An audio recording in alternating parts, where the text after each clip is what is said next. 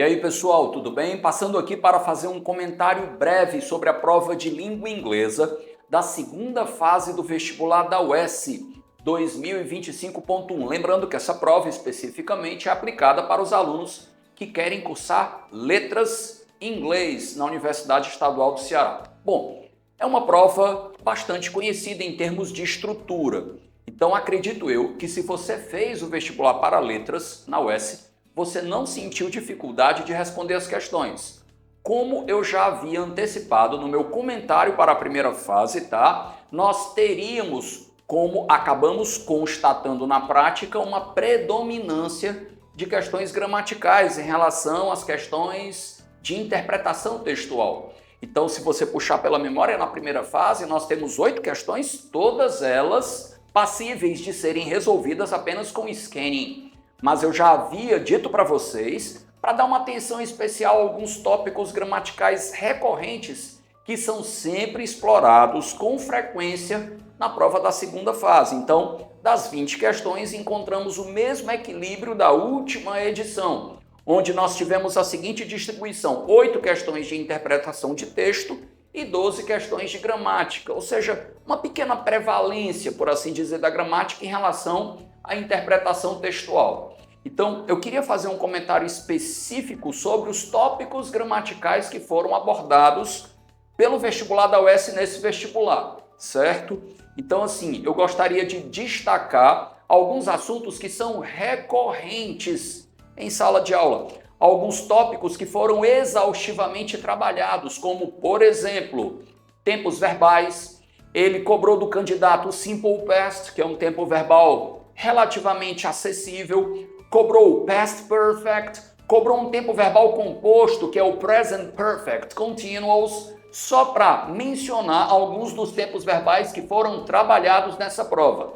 Também destacaria uma questão que exige a classificação de sentenças. Se a sentença é simple, se a sentença é compound, se a sentença é complex. Então, tudo isso estava no nosso material de revisão. Tenho certeza que você sabe exatamente qual é o critério para que a gente possa classificar cada uma dessas sentenças. Também na prova de segunda fase da UES, nós encontramos uma questão tradicionalíssima, que consiste em classificar palavras terminadas com ing, que normalmente, eu diria que o senso comum tende a pensar que são sempre verbos, quando você sabe que podem ser adjetivos, podem ser substantivos e também podem denotar ações, sendo assim classificadas como verbos.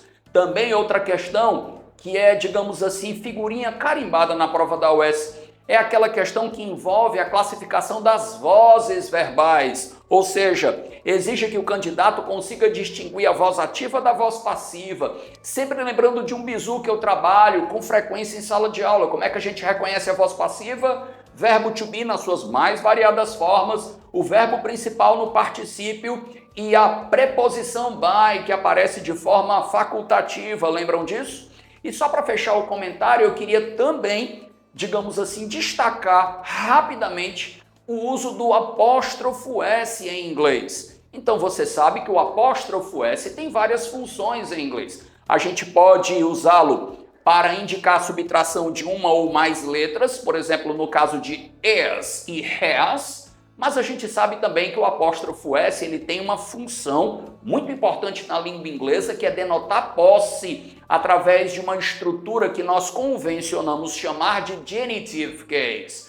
Inclusive, nessa questão, que era a última da prova, havia 3 ocorrências do apóstrofo S, todas elas indicando a formação de uma relação de posse entre 2 substantivos, o que faria você marcar a alternativa que continha a presença de 3 casos genitivos. Então, eu fiz questão de detalhar um pouco mais determinados tópicos, só para refrescar sua memória e para a gente entender que todos os assuntos, eu repito, que foram cobrados pelo vestibular da UES, tinham sido, sim, exaustivamente estudados em sala de aula. E só para encerrar agora sim o meu comentário, eu queria desejar a você, tá?